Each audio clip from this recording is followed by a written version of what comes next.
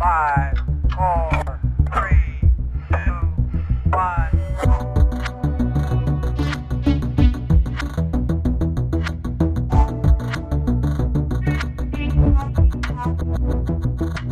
Hello and welcome to the EUVC Lowdown, the show wrapping up the week in European venture. I'm your host, Cathy White. Let's jump into the headlines this week. On Monday, a series of devastating earthquakes struck southern and central Turkey and northern and western Syria. At the time of this recording, almost 22,000 people are known to have died and over 370,000 are displaced. The 7.8 magnitude earthquake has affected 24 million people. We wanted to start today's show by highlighting a few initiatives that we know of that are in place fundraising for both Turkey and for Syria. The first is from Monique Pham at PAX, whose family is from Turkey. Her cousin is heading to Turkey today with a team to provide on-the-ground support, including setting up camps and providing resources for those who have been displaced due to the disaster. If you can support them with funds, every penny will be used by them while they are there. You can donate to Suna Tiskaya, a cousin of Monique's, at Earthquake Victims 060 through PayPal, and you can also send support through abab.org. The International Rescue Committee and Disasters Emergency Committee are also supporting people in Turkey and Syria. You can donate to both of them online. Please head to Google. I'm sure you will find them. We know there are many, many ways that you can support people in both countries, and we urge you to do so if you can and however you can.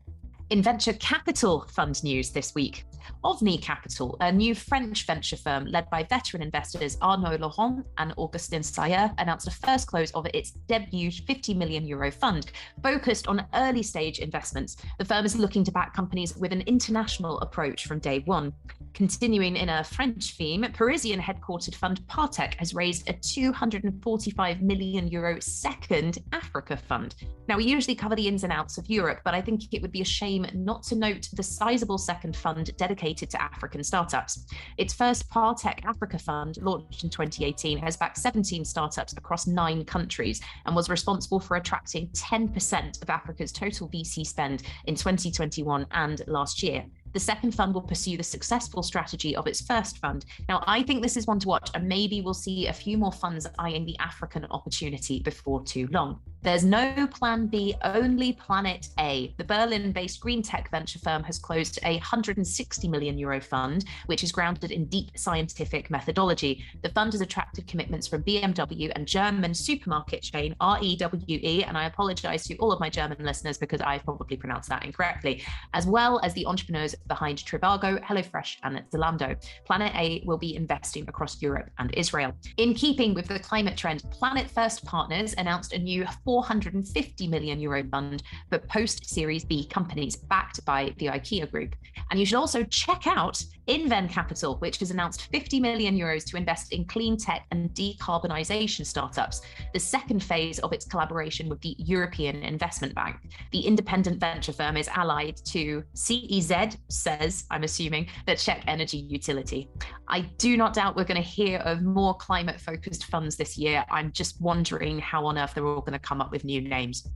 Volvo Group kicked off Camp X this week, a new incubator track in Sweden where early-stage startups are invited to collaborate and bring their innovations to life. Since launching in 2019, the group has welcomed over 50 startups with a focus on developing impactful innovations, again focused on sustainability via electromobility, autonomous vehicles, and other digital solutions.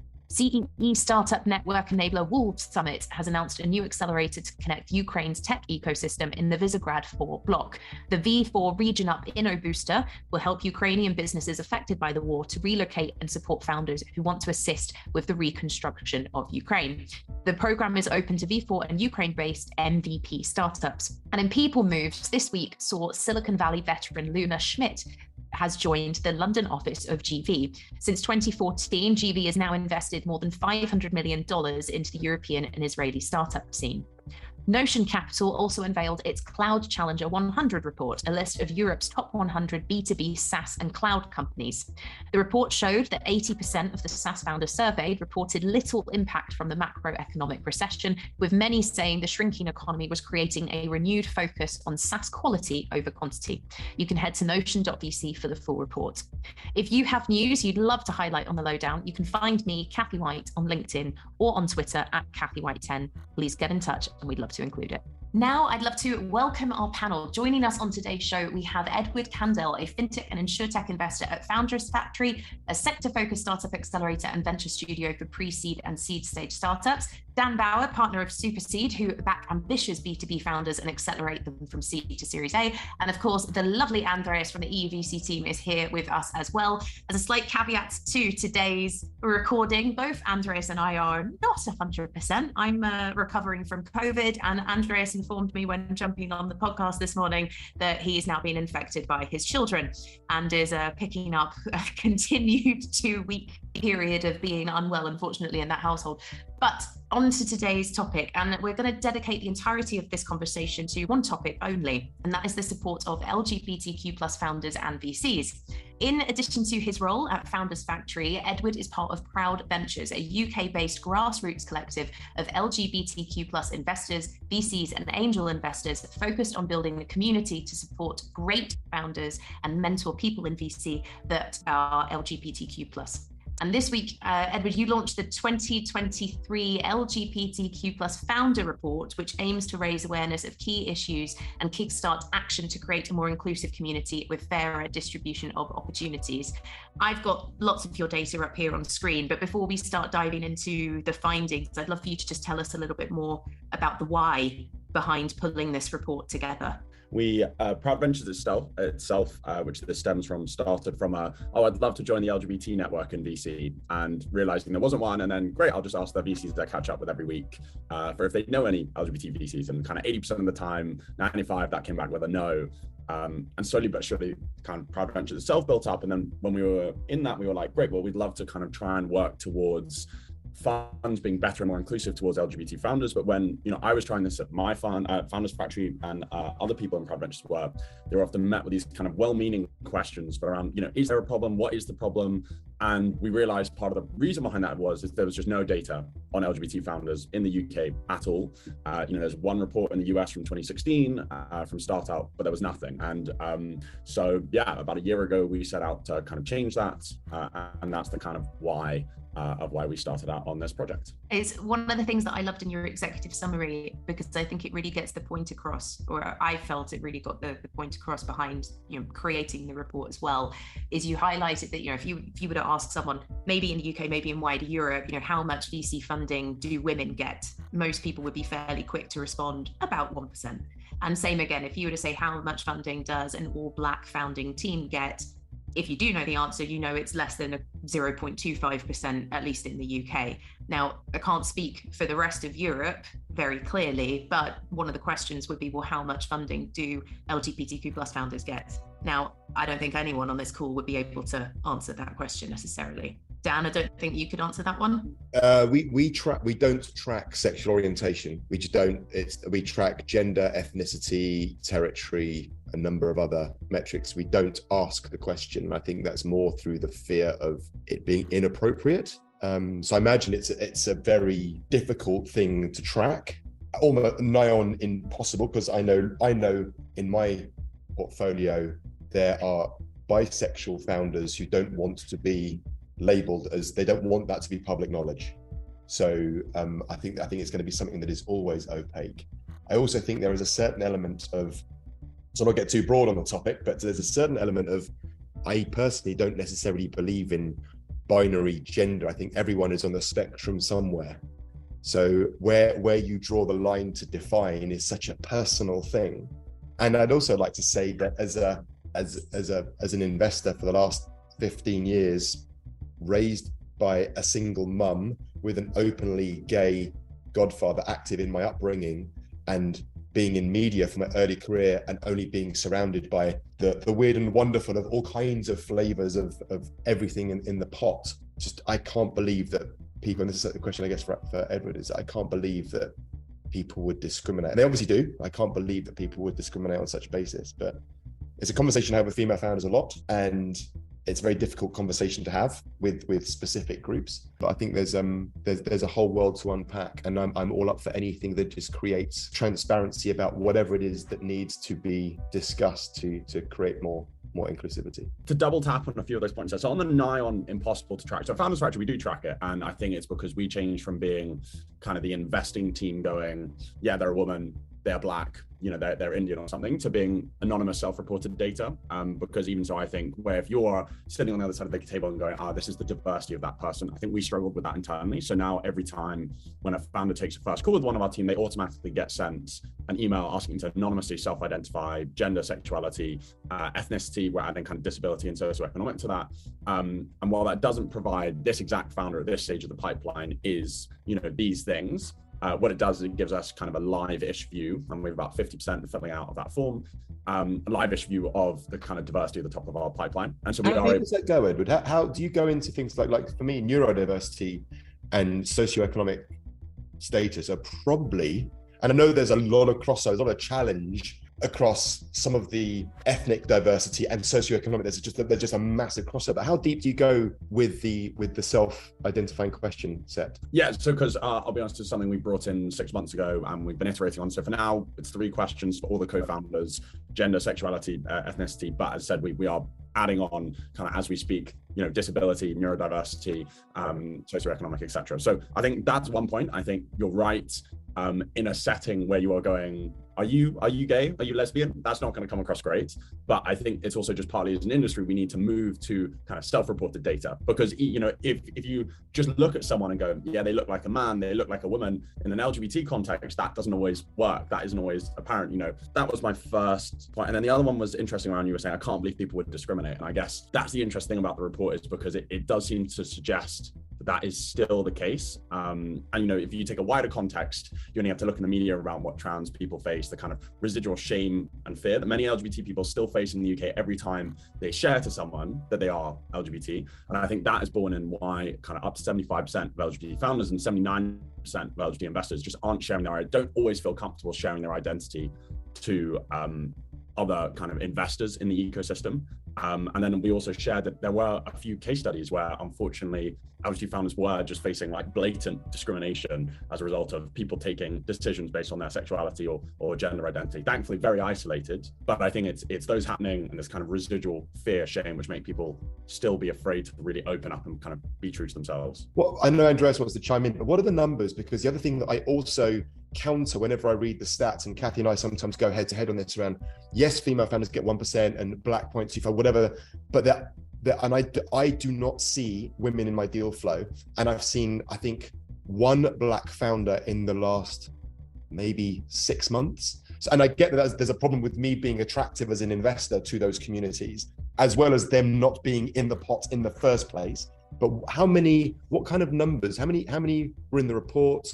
What percentage of your founders are filling in the form, and what kind of numbers, so we can get some kind of context for the argument? So the report was 120 LGBT founders, you know, not a huge data set, but it was, we thought, good for the first kind of report, just to kind of provide a baseline for where the ecosystem is. I know, just focusing on LGBT founders, I have invested in, there are a number of LGBT founders in my pipeline right now. I've invested in the last year into LGBT founders. Didn't realize they only came out to me over the past kind of few months. So I would disagree with the whole pipeline problem. I think Founders Factory as well, we've done a number of things where we've gone, this community, we don't see enough in our pipeline, you know, like everyone did in 2020 with Black founders.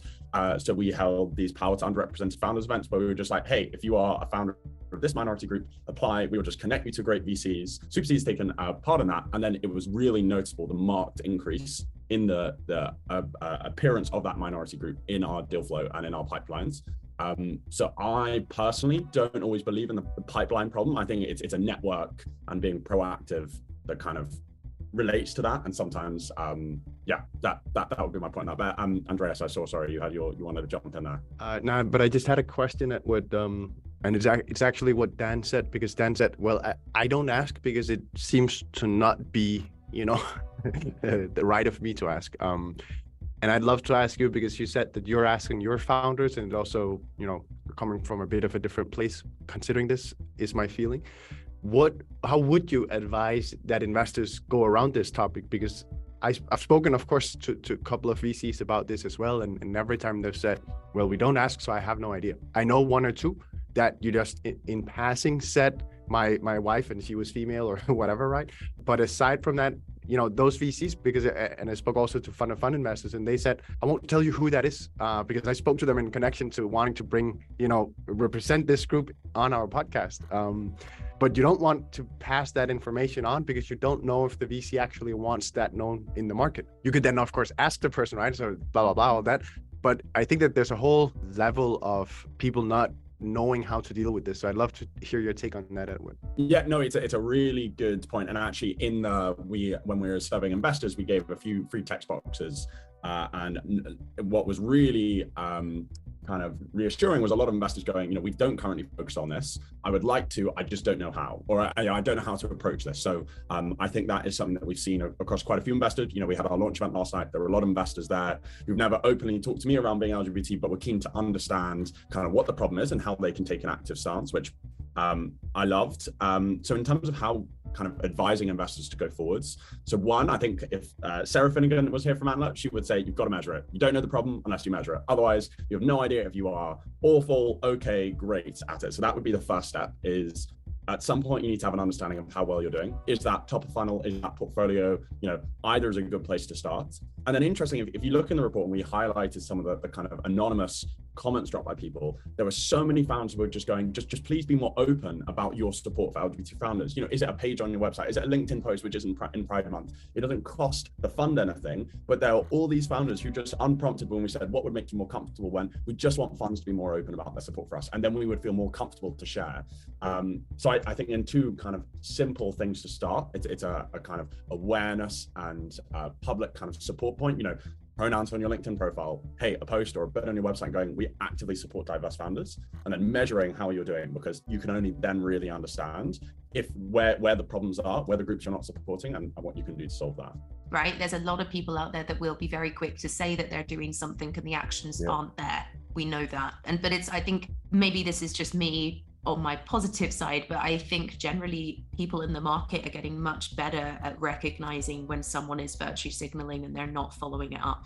I don't know how you show that, but the other thing that I share a lot, mainly with female founders that I work with, is that a VC would invest in a green trisexual one-legged Martian if they were going to make a venture scale return. And they all say to me, that's not true. They throw the stats to me and I get punched in the face a lot. And I say, well, it's not just pattern matching that us middle-aged white men are doing, that it's beyond pattern matching. It's beyond just investing in Russell Group universities or Ivy League universities or young white men or whatever happens to be the outcome. But I mean, that said, I totally agree with, am game for, want to do more with, encouraging more deal flow from various different groups. And I'm super up for anything that puts the hand up. I mean, me, I'll always put my head above the parapet for anything, but anything that's worthy, anything that has, a positive intent and is absolutely going to move the needle for society. So one of the things, Dan, just on your points, for instance, if you were going to back a venture level business that's a one-legged green Martian put together,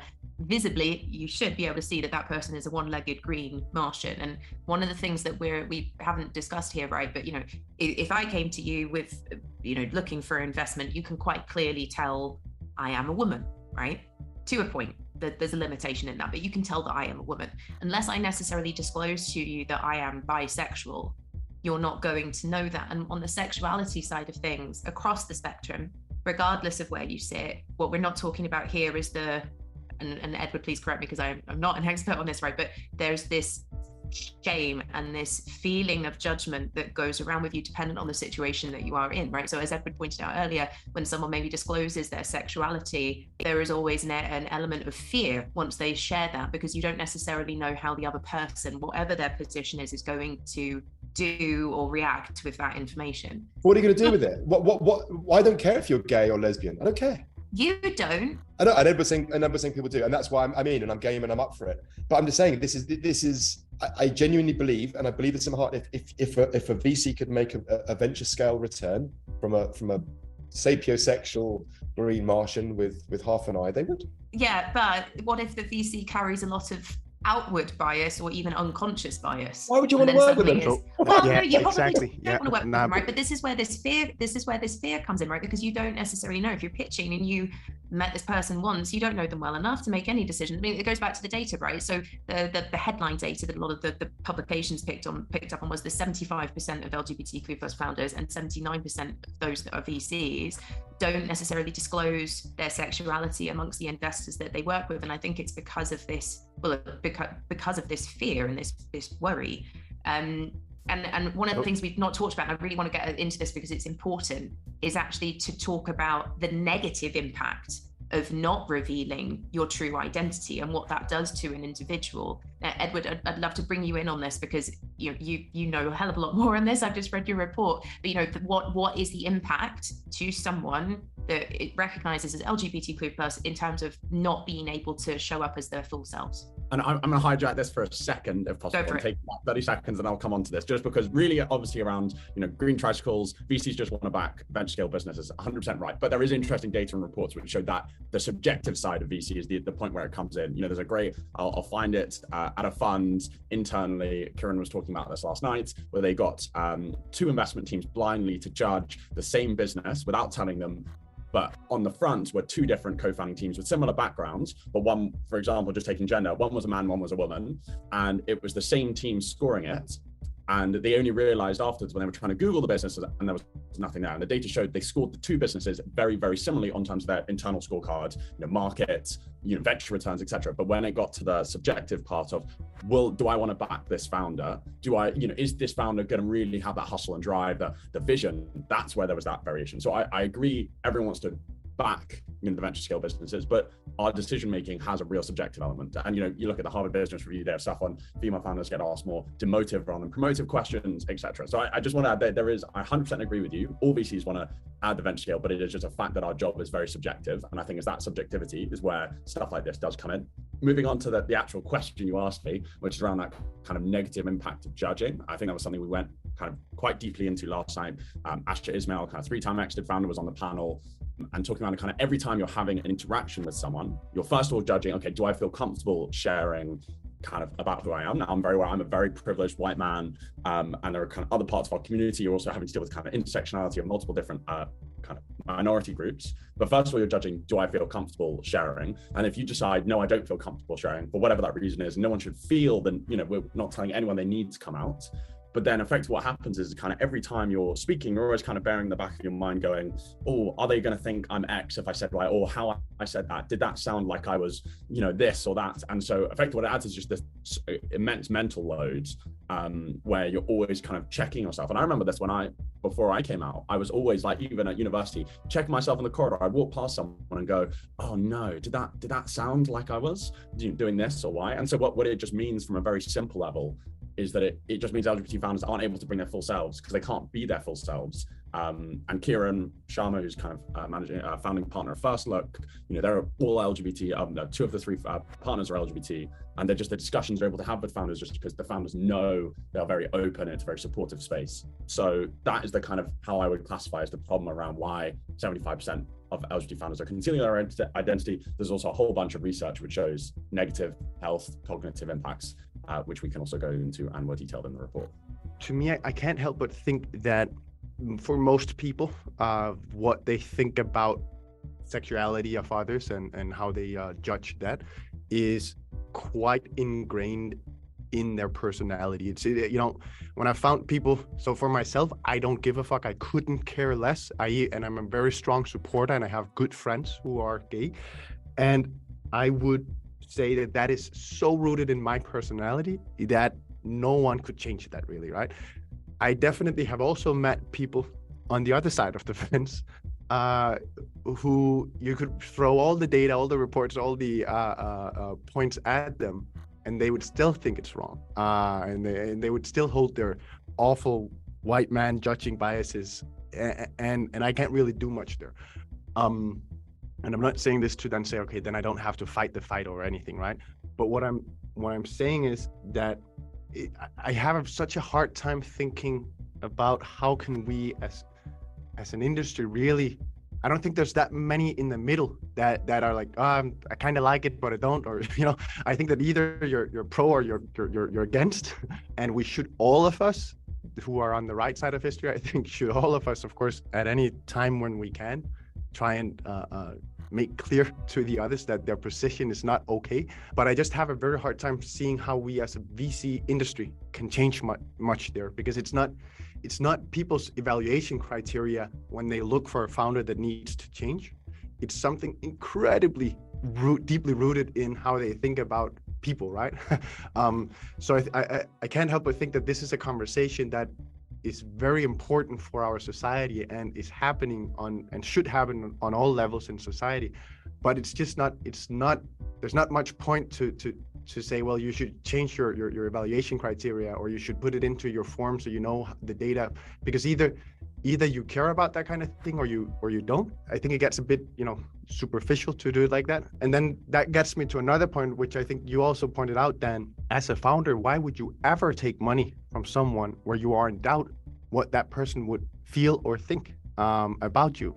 I know that there are definitely VCs that will take money from people that don't want to know if you're homosexual. But as a VC, you also have 200, 300 LPs.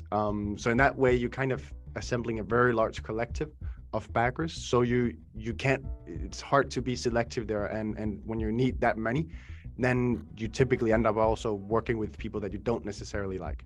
But as a VC, it's a handful of people that are going to be backing you, and you're going to work very close with them.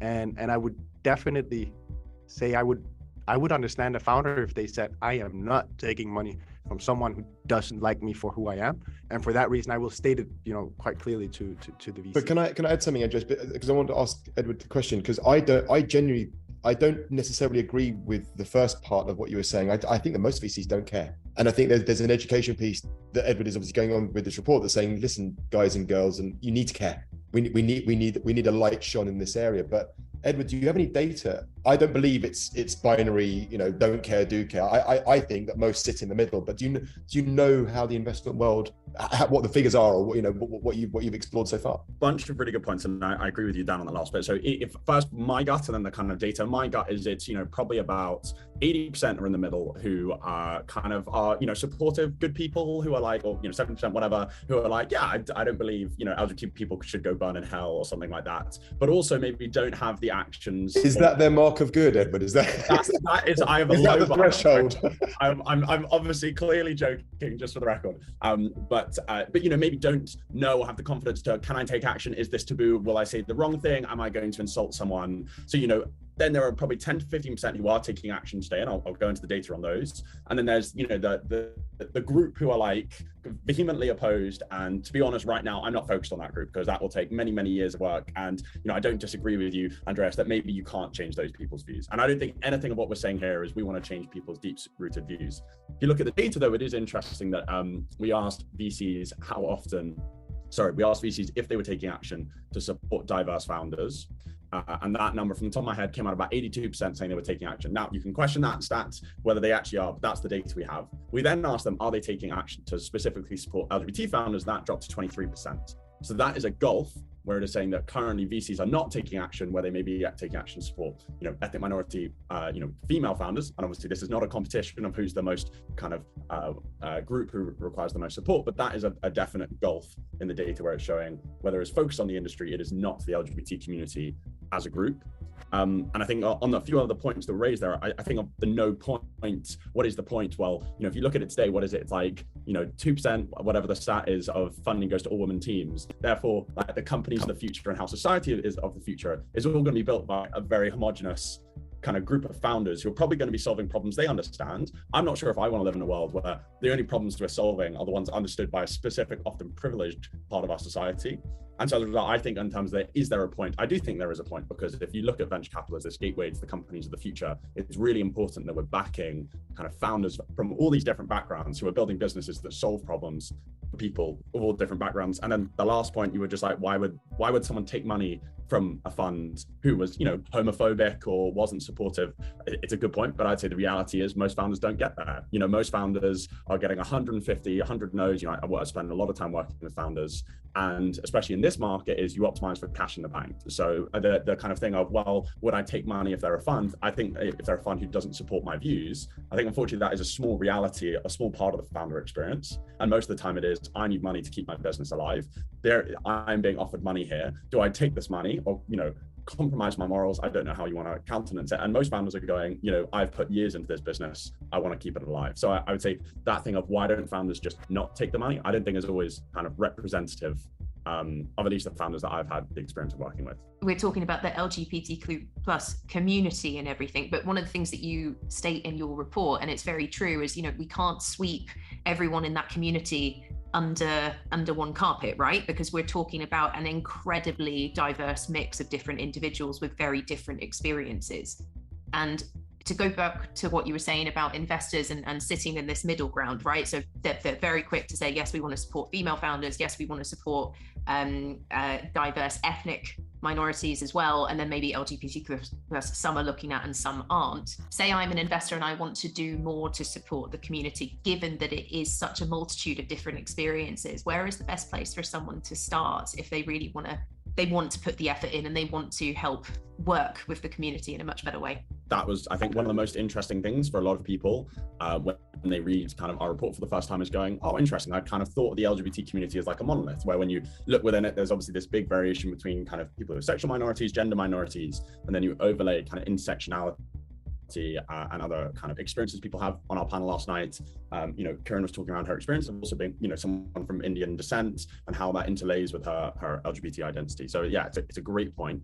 I think, I would self-servingly say, go look at the report. 5 actions there. All of them are kind of a good starting point of going, I want to show people that, as you say, Andreas, like, I am a good person. I don't give a shit. I want to support these founders and it shouldn't be a problem. I want to show people that, because that gap currently isn't happening.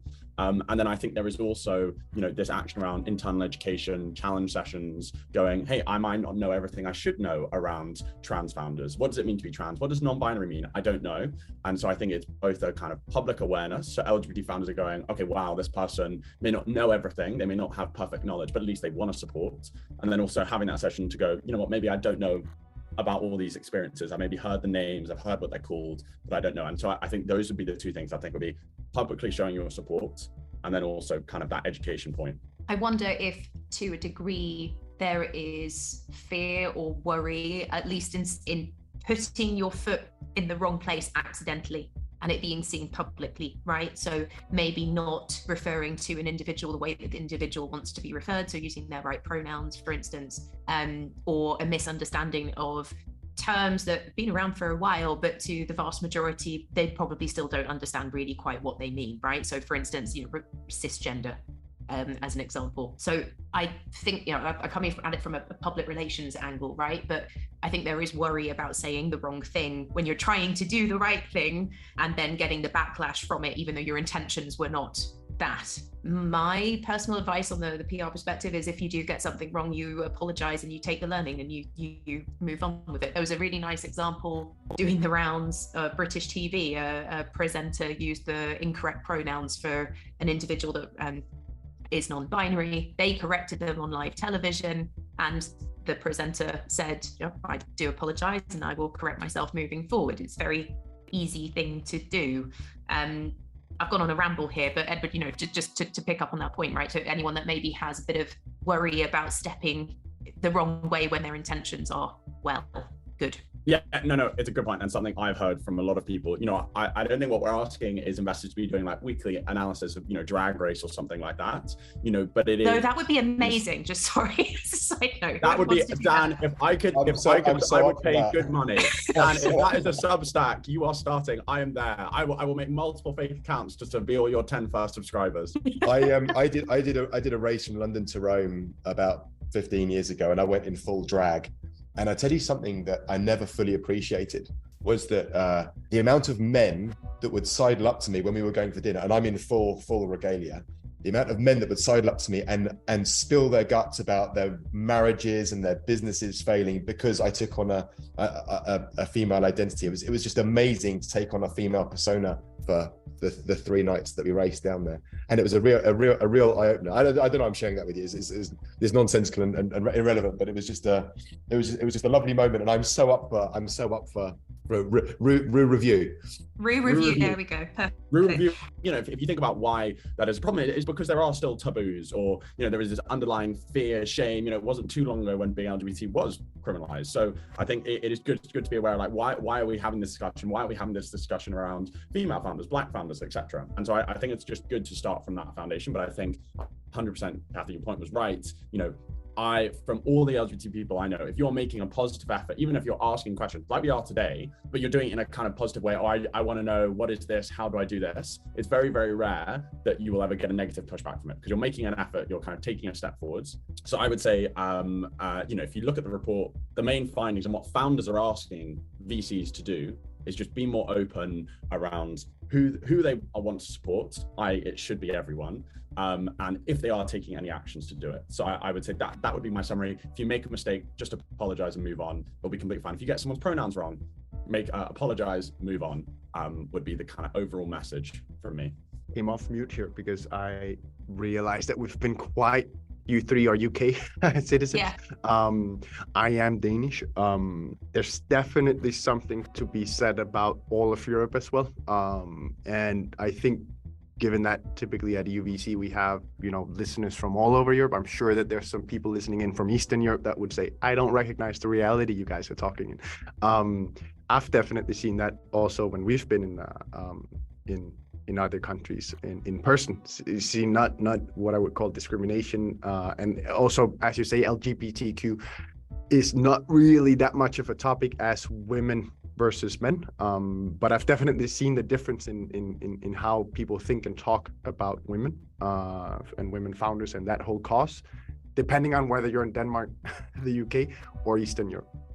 And I think that, to anyone listening in, I just wanted to apologize for our very, very Western context that we're speaking into here, because I definitely recognize that it's a different world to be in Poland when you're talking about this as an example. And it's a great point, because obviously this was year 1. We start off with just the UK. We're like, focused, do one thing well, but very much already kind of talking around how we expand this to be a pan-European context, and also understand, as you say, the variations, because I think the LGBT experience is very much linked to culture, society, and obviously that's going to be very different in a kind of range of countries. So Edward, Proud Ventures at the moment is UK specific, but say to any of our listeners who do recognise that there is a community in the country or the city that they work in, and no matter how small or nascent it might be, would there be scope for someone to get in touch and maybe look at expanding the Proud Ventures network to different countries and different cities? Yeah, no, it's a great question. We already have a kind of almost wait list of people across Europe who've got in touch with that